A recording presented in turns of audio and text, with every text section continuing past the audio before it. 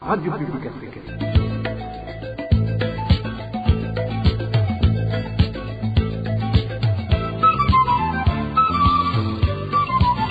Radio Publique Africaine.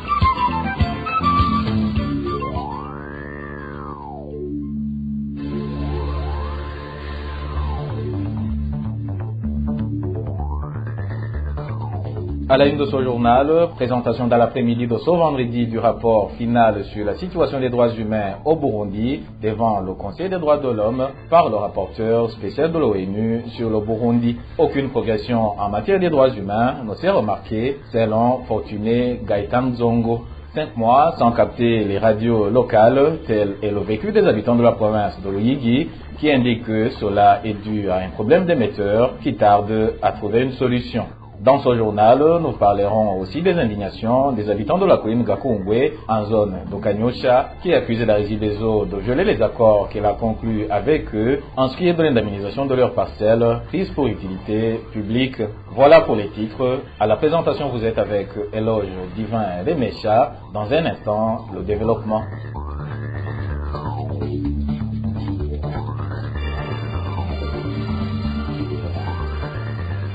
Ouvrons ce journal par la page Droits de l'homme, où la situation des droits de l'homme ne s'est pas améliorée dans le pays, selon le rapporteur spécial de l'ONU sur le Burundi.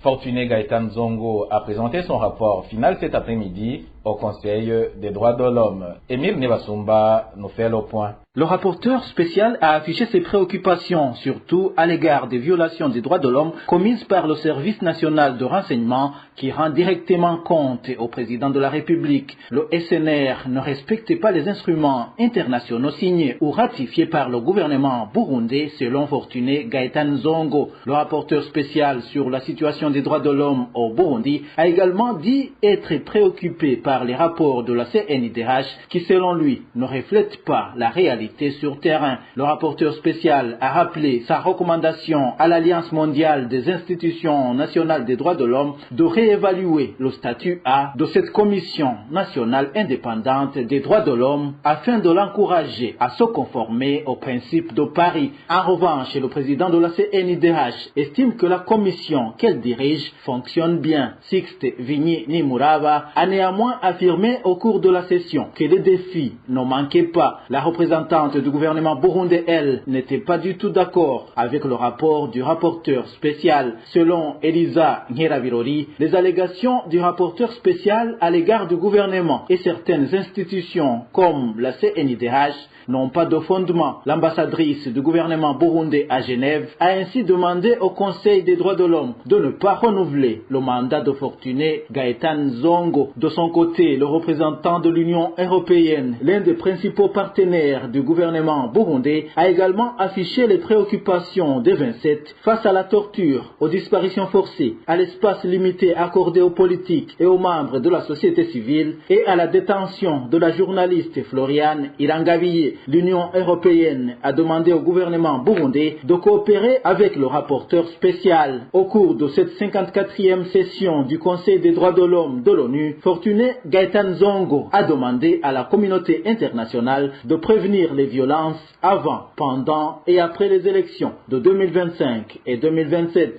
C'est au cours de cette même session qui prendra fin le 13 octobre que sera analysée la question de renouvellement ou non du mandat du rapporteur spécial sur la situation des droits de l'homme au Burundi. Merci à toi, Émile Nivasumba. Un détenu de la prison centrale de Muramvya a été tué samedi dernier par des Imbonerakure qui lui accusaient de tenter de s'évader. La victime venait de passer 2 ans en prison et avait été sortie de la prison jeudi de la semaine passée avec certains de ses co-détenus pour être conduits en dehors de la prison dans les activités de construction. Elvis Niomongere nous en dit plus. Ce détenu qui a été tué samedi dernier répondait au nom de Bonite Luratukana. Il venait de passer 2 ans dans la prison centrale de Muramvya. Selon des informations recueillies au chef-lieu de la province de Muramvya et confirmées par certains détenus de cette maison pénitentiaire, Bonite Luratukana était accusé d'atteinte à la sécurité intérieure de l'État pour avoir lancé une grenade dans un bar situé au chef-lieu de cette province. Les mêmes sources indiquent que Bonite a été condamné d'une peine de 30 ans de prison, mais il a interjeté appel dans la Cour suprême. Comme l'indique certains détenus de la prison de Muramvya, Bonite est sorti de la prison avec certains de ses co-détenus jeudi dernier avec une autorisation d'aller travailler en dehors de la prison en tant que maçon. C'est à partir du même jour qu'ils ont appris qu'il s'est échappé de la prison. Nos sources à la prison de Muramvya indiquent que le directeur de cette maison pénitentiaire a ordonné aux Imbonerakure d'aller le retrouver et Iriro Kabutire dans une maison dans Celte Bosco, située sur la colline Masango, à 5 km du chef-lieu de la province de Muramvya. Les informations recueillies auprès des habitants du centre de Muramvya indiquent que ces Imbonerakure ont battu à mort le détenu Bonite ainsi que celui qui l'avait caché, le prénommé Bosco. Les corps des victimes ont été transférés dans la morgue de l'hôpital de Muramvya. C'est toujours nos sources. Les familles des victimes ont refusé qu'ils soient enterrés sans qu'il y ait une enquête pour que les auteurs du double crime soient traduits devant la justice. Les membres de la famille du détenu victime se demandent comment il a eu l'autorisation de sortir de la prison. Ils pensent que ce crime serait prémédité. Toujours en page droits de l'homme, il est déplorable que le milieu universitaire, censé être une source du savoir, soit transformé en un endroit où se commettent des abus de toutes sortes. Propos de Denis Ndaïchemeza, ancien membre des organes dirigeants de l'association des étudiants de l'Umuri, ASER en sigle, qui réagit à un fait survenu dans la nuit de dimanche dernier au campus de Kamenge, où un étudiant a battu un travailleur de l'université du Burundi. Suivait plutôt Denis Ndaïchemeza, ancien membre des organes dirigeants de la SER. La responsabilité première de la sécurité des Burundais et de leurs biens incombe à l'État. Et lorsque l'État du Burundi se comporte comme à laisser faire, ou bien tout simplement décide de créer lui-même un groupe de miliciens qui perturbe la sécurité des Burundais, alors là, la situation devient chaotique. Là, je fais allusion aux miliciens Imbonerakure du parti CNDD-FDD qui se comportent comme des intouchables dans le pays et qui commettent toutes sortes d'abus, toutes sortes de violations, comme le vol, des assassinats, des enlèvements suivis de disparitions forcées, et toutes sortes de pillages. Alors, le cas le plus récent, c'est le cas très malheureux qui s'est produit au campus Kamenge de l'Université du Burundi, où un étudiant, membre de la Ligue des jeunes Imbonerakure, a violemment frappé, a torturé un veilleur qui faisait son travail dans les enceintes de ce campus, sans aucune raison. La personne qui a commis ce forfait, c'est une personne bien connue et qui n'a pas du tout été inquiétée par la justice. D'abord, une violation des droits de cette personne, mais également du fait que ça se produit dans un milieu universitaire, un milieu intellectuel, un milieu qui forme la jeunesse, qui sera appelé à diriger le pays demain. Alors, ce comportement irresponsable, ce comportement criminel de cette jeunesse, tout simplement parce qu'ils sont sous la protection du parti au pouvoir, sous la protection du gouvernement, laisse entrevoir le Burundi de demain. Si on a cette jeunesse qui est en train d'être formée pour prendre la relève dans la direction des affaires nationales et qu'aujourd'hui ils se permettent de commettre toutes sortes d'abus, on s'inquiète de ce que sera le leadership de demain. Cela d'ailleurs traduit un manque de confiance que ces autorités ont par rapport à l'armée, la police. Comment faire appel à une milice alors qu'on a une armée, alors qu'on a une police? C'est tout simplement inacceptable, c'est inadmissible. Si je reviens à ce forfait qui a été commis au campus Kamenge, j'en appellerai d'abord aux autorités universitaires de sanctionner le présumé coupable.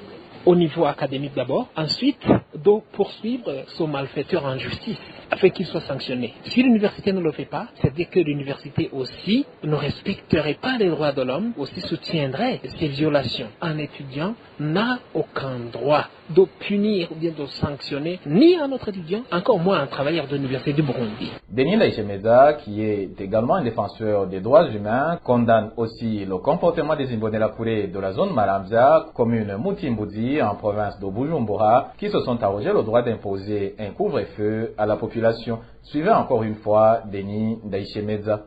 Cette milice, ce n'est pas seulement à l'université du Burundi qu'elle est en train de commettre des crimes. Un autre exemple, le plus récent, c'est ce qui se passe dans la zone Maramvya de la commune Mutimbuzi, où ces miliciens ont imposé un couvre-feu à la population. Un couvre-feu, normalement, c'est décidé par les hautes autorités du pays sur une justification. Et même le Parlement peut intervenir. Cette milice n'a aucun droit ni d'imposer un couvre-feu, encore moins de commettre des abus sur une population paisible. Je dirais aussi un mot aux membres de cette milice que ceux qui les poussent à commettre ces abus sur leurs concitoyens ne veulent rien de bon, ne veulent pas du bien pour eux, parce que demain ou après-demain, ce régime tombera et la justice sera rétablie. Et lorsque la justice sera rétablie, ceux qui sont en train de commettre des crimes seront poursuivis par la justice. Qui ne se trompe pas, cette injustice, ces crimes seront punis. Le gouvernement du Burundi, le parti CNDD-FDD, devrait revenir à la raison et cesser d'entretenir cette milice. Je pense que cette situation n'a fait que trop durer et personne n'en profite. Le parti est au pouvoir maintenant et se croit peut-être invulnérable, mais sa vulnérabilité réside justement dans ces crimes commis par ses membres, commis par cette milice. D'où alors, les dirigeants du pays devraient franchement changer d'idéologie, mode de gouvernance, pour promouvoir l'unité, promouvoir l'harmonie sociale, au lieu de diviser et de dresser les populations les unes contre les autres. Parlons de politique avant de faire une courte pause. Les propos et les agissements du secrétaire général du parti CNDD-FDD constituent une véritable menace pour la paix sociale. Réaction de Charles Nditidje après que Révérien Ndikuliyo ait appelé les Imbonerakure à obliger tous les citoyens d'adhérer au parti CNDD-FDD et d'éliminer physiquement celui qui s'y opposera. Des propos annoncés lors d'une descente que Révérien Ndikuliyo a effectuée au petit matin de ce jeudi en zone Rugadi de la commune Kabarore, province Kayanza. Suivez Charles Nditidje, il est le président du parti UPRONA, elle non reconnu par le régime de Gitega. Les propos et les agissements de M. Révérien Ndikuliyo, secrétaire général du CNDD-FDD, constituent une véritable menace grave, un véritable fléau pour la paix sociale et la sécurité de la population burundaise. Il est devenu pratiquement un État dans un État et se comporte comme s'il était au-dessus de la loi intouchable. Il a fait de sa milice Imbonerakure une armée, une police parallèle, qu'il arme, qu'il habille en uniforme de la police nationale et des forces de défense et qu'il entraîne à des exercices paramilitaires au su et au vu de tout le monde et personne ne lève le petit doigt, y compris le président de la République et les responsables du ministère de la Défense. Il les incite à tuer, à violer toute personne qui n'adhère pas au parti CNDD-FDD et il veut imposer un monopartisme au peuple burundais. Et celui qui refuse à adhérer est condamné à mourir ou à fuir le pays selon ses propres dires. Les opposants sont traités moins que rien. Ils sont animalisés, chodifiés, pour faciliter le passage à l'acte des Imbonerakure. Les élèves du primaire et du secondaire sont distraits de leurs activités scolaires. Il exige des enseignants que pendant les classes, ils donnent des cours relatifs au parti CNDD-FDD, à son idéologie, si jamais il en a une, ce qui est contraire à la loi, parce que normalement la loi interdit de faire de la politique dans les milieux scolaires, surtout primaire et secondaire. Et Charles Nditidje de demander au président de la République, Évariste Ndayishimiye, de redresser le secrétaire général du parti au pouvoir, le CNDD-FDD, avant que l'irréparable ne soit commis.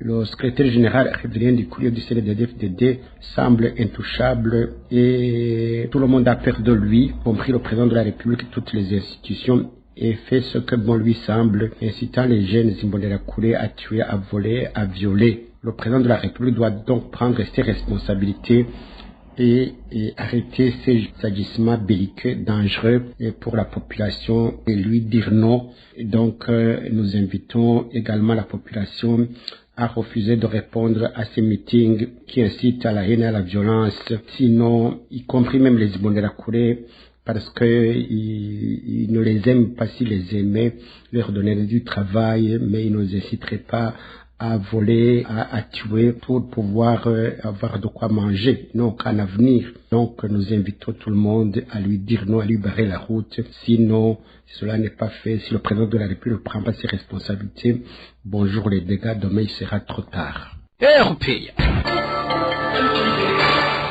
Je vous le disais dans les titres, des habitants de la province de Luyigi font savoir qu'ils viennent de passer 5 mois sans capter des radios locales suite au problème d'émetteurs. Ces habitants demandent actuellement aux autorités habilitées de tout faire pour leur trouver un autre émetteur. Josiane Mouzaneza. Il n'y a pas longtemps, les habitants de Luigi pouvaient zapper sur n'importe quelle chaîne radio pour suivre les informations, et ce grâce à l'antenne relais de Bilimé. Mais depuis quelques mois, la pièce maîtresse de cette antenne a été enlevée pour être placée à l'antenne de Kirundo, condamnant ainsi les habitants de Luigi à n'écouter que des émissions dispensées par une seule radio locale. Cet habitant de la place témoigne. Au fait, depuis que la station de Bilimé n'est plus fonctionnelle, on ne suit plus les informations sur les radios. On écoute uniquement les émissions de la radio Agaseke FM et quelquefois les autres radios, dont la radio Isanganiro, qui est malheureusement souvent brouillée par d'autres radios qui nous sont inconnues. Selon notre source, cette radio dispose elle aussi d'une antenne relais, ce qui permet aux habitants de Luigi de suivre pendant 2 à 3 heures les autres radios, mais en dehors des heures des journaux, c'est-à-dire entre 18 et 21 heures. Première chaîne, deuxième chaîne. Les deux chaînes de la radio nationale, la radio Isanganiro, la radio de la Gakura, ainsi que la radio Ubuntu, appartenant à l'épouse de feu, le président Nkurunziza, telles sont les seules chaînes auxquelles nous avons accès et pendant un laps de temps, car à 21h, elles sont toutes automatiquement coupées. Donc, on est condamné à suivre les émissions dispensées par la radio Agaseke FM. Bref, nous sommes sidérés d'être longtemps coupés de toute information. Indignés, les habitants de Luigi demandent aux autorités habilitées de réparer cet émetteur afin qu'ils puissent eux aussi se tenir au courant de ce qui se passe autour d'eux et dans le monde. Vous saurez que la radio Agaseke FM appartient à la microfinance Twikangule créée sous le nom de Grossodeco, laquelle microfinance serait la propriété du président Évariste Ndayishimiye. Page gouvernance à présent, grogne des habitants de la colline Gakungwe. Nous sommes en zone Kanyosha qui accuse la Régie des eaux de les avoir dépossédé leurs parcelles en violant des conventions qu'ils avaient conclues. Ces conventions étaient relatives aux indemnisations de leurs parcelles après que le gouvernement ait planifié d'y construire une centrale électrique. Un des habitants qui s'est exprimé sur nos micros explique que les indemnités de dédommagement avaient été évaluées en commun accord avec la Régie des eaux à 5 millions par art, mais que ce prix a été modifié et a passé à 500 000 francs burundais seulement. Une somme découverte par ces habitants d'Ogakungwe sur leur compte bancaire. Suivez le témoignage de l'un de ces habitants de la colline Gakungwe.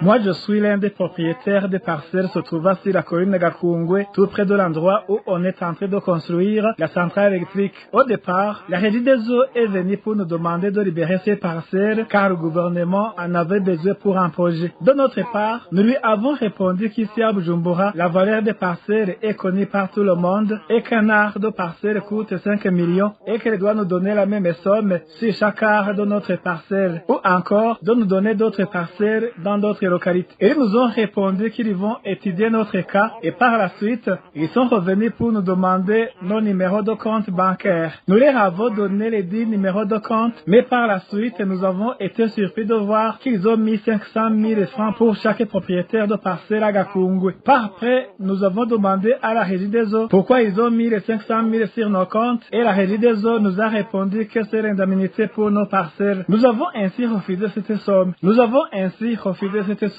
Nous tous qui avons des parcelles à Gakungwe, nous nous sommes mis ensemble et nous avons mis en place une commission. Avec cette commission, nous avons adressé une lettre à la Régie des eaux en expliquant nos doléances. Malheureusement, aucune réponse jusqu'à aujourd'hui. Néanmoins, nous trouvons que c'est de l'escroquerie, comme le font souvent les autorités pour nous voler nos parcelles. En plus, nous pouvons affirmer que c'est de l'escroquerie car la centrale électrique qu'on nous a parlé a été construite loin de nos parcelles. De surcroît, même les propriétaires des parcelles où on a construit la dite centrale électrique ont déjà eu les indemnités, mais rien pour nous. En plus, aucun signe nous montre qu'on va bientôt construire quelque chose dans nos parcelles, pas même en pote. C'est pourquoi nous demandons au gouvernement, plus précisément au président de la République, de suivre de près ce dossier pour que la population ne continue pas à être dépossédée de ses biens par certaines autorités qui ne font rien que voler les biens de la population. Nous lançons un appel vibrant au président de la République, s'il nous entend vraiment, qu'il se soucie de sa population et de résoudre ce problème. Personne n'est contre le développement, mais il est digne que chacun citoyen reçoive l'équivalent de sa propriété une fois rétrocédé par le gouvernement. iterambere ariko mugabo yakwiye yuko umuntu atanyagwa ariko by'ukuri yosubizwa n'uburebure agaciro k'ibyo kimutwaye.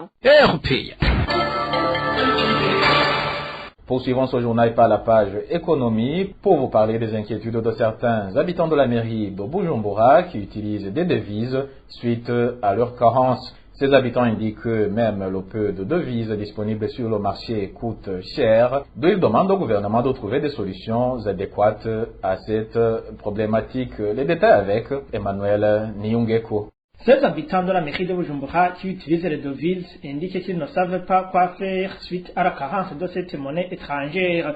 Ils font savoir que ces devises, à savoir le dollar américain et l'euro, à part qu'elles ne sont pas disponibles au pays, elles ont remarquablement grimpé de valeur. L'un de ces stadins raconte: La question des devises ici chez nous est devenue un casse-tête. Les devises sont rares et celles qu'on trouve au marché noir s'achètent à un prix exorbitant. Par exemple, le dollar est arrivé à 4 450 francs burundais. L'euro s'achète à 4 670. Cela est dû à de nombreux facteurs, dont le manque de produits d'exportation. Il y a également le problème des banques qui ne nous donnent pas assez d'argent pour faire nos activités. Ces citoyens demandent au gouvernement de trouver toutes les solutions adéquates car la vie est devenue de plus en plus difficile. Il faut que le gouvernement burundais disponibilise assez de devises dans les bureaux de change. Il faut également que l'État burundais ouvre les portes pour que les investisseurs étrangers entrent au pays avec leurs capitaux, mais aussi qu'ils respectent les droits humains afin qu'ils puissent bénéficier des aides de la communauté internationale. Cela pourra aider à faire entrer beaucoup de devises dans le pays. La pénurie de devises au Burundi a occasionné la hausse des prix de tous les produits sur le marché. Page politique à présent, une intervention rapide des dirigeants du pays s'impose pour sauver le Burundi du chaos que la Commission Vérité et Réconciliation CVR en sigle peut engendrer, car cette commission semble avoir choisi de semer des divisions entre les Hutus et les Tutsis. C'est du moins l'appel lancé par la présidente du mouvement des femmes et des filles pour la paix et la sécurité au Burundi, Inamahoro. Marie-Louise Valichako précise que le développement durable n'est possible au Burundi que si tous les Burundais choisissent de vivre ensemble et dans la paix et l'unité. Notre principale priorité devrait être l'unité et la réconciliation qui sont les conditions préalables pour la reconstruction et l'enracinement de la cohésion et de la stabilité du pays. À cet égard, les responsables du pays devraient secourir d'urgence le Burundi du dérapage de la Commission Vérité et Réconciliation qui a choisi de semer les divisions entre les Hutus et les Tutsis, la haine et la rancœur jusqu'à la régionalisation du problème, comme cela ressort des propos du président de cette commission, M. Pierre Claver Ndayicariye, dans son récent rapport devant l'Assemblée nationale. Au lieu d'établir en toute neutralité et impartialité les responsabilités des uns et des autres et de passer ensuite à un dialogue bien pensé et orienté vers la réconciliation et l'unité des Burundais. Le Burundi tarde à se réconcilier, à s'unifier. Il reste ainsi le pays le plus pauvre du monde parce que ses ressources tant humaines que matérielles servent à d'autres fins que celles de la prospérité du Burundi et de son peuple. En cette période où nous remarquons la manipulation de la jeunesse par des politiques, nous encourageons nos jeunes à être positifs et constructifs dans leur milieu socio-professionnel et ainsi contribuer à la construction d'une paix durable. Le développement durable du Burundi est à notre portée si les hommes et les femmes choisissent de vivre ensemble dans la paix et l'unité véritable. En actualité politique toujours, le président de la République du Burundi s'insurge contre l'ingérence des puissances dans les affaires des États africains, une ingérence qui selon lui est à l'origine des conflits qui engendrent par la suite la pauvreté sur le continent africain. Il a déclaré dans le discours qu'il a prononcé ce 21 septembre 2023 lors de la 78e session de l'Assemblée générale des Nations Unies à New York. Le président Ndayishimiye a déclaré également qu'il s'inscrit en faux contre les coups d'État survenus récemment dans certains pays africains et a déclaré que le règlement des conflits devrait passer par le dialogue. L'Afrique en particulier étant devenue le terrain d'affrontement géopolitique de grandes puissances elle enregistre toujours des années de retard en cas de développement économique. Et c'est ce déficit économique qui devient la cause des conflits internes qui enfonce encore nos pays dans l'extrême pauvreté. En même temps, nous nous insurgeons contre les ingérences extérieures dans les affaires des États. Nous condamnons aussi la résurgence des changements anticonstitutionnels des pouvoirs qui constituent un sérieux revers au niveau des acquis démocratiques enregistrés depuis plusieurs années en Afrique et dans le monde. L'ordre constitutionnel et l'état de droit doivent primer avant tout. Mon pays réitère son ferme attachement au règlement pacifique des conflits par la voie du dialogue, de coopération, de la concertation et de la négociation. Le président Évariste Ndayishimiye est revenu aussi sur la fin du mandat de la mission de transition de l'Union africaine en Somalie et a indiqué que la fin de cette mission risque de donner le souffle à des groupes terroristes. Encore une fois, suivez le président Évariste Ndayishimiye. De façon générale, la paix, la sécurité et la stabilité dans le monde semblent céder le pas devant la guerre, le terrorisme et l'extrémisme violent, les crimes et les violences de toutes sortes. À ce sujet, au moment où la mission de transition de l'Union africaine en Somalie, ATMIS, se prépare à se retirer dans les prochains mois au terme de son mandat couronné de succès, je voudrais saluer le professionnalisme et le sacrifice des troupes engagées pour la paix en Somalie, dont le contingent burundais. Je saisis cette occasion aussi pour attirer l'attention de la communauté internationale sur les conséquences de la clôture hâtive de cette mission, ce qui risque de donner l'occasion aux groupes terroristes de se renforcer. Et voilà, fidèles auditeurs de la RPA, c'est par cet élément que prend fin le journal de ce 22 septembre 2023. Merci à toute l'équipe rédactionnelle qui m'a aidé à le réaliser. Merci aussi à l'équipe technique qui assurait la mise en onde au micro. Vous étiez avec Éloge Divin Remesha. Je vous souhaite un bon début de week-end.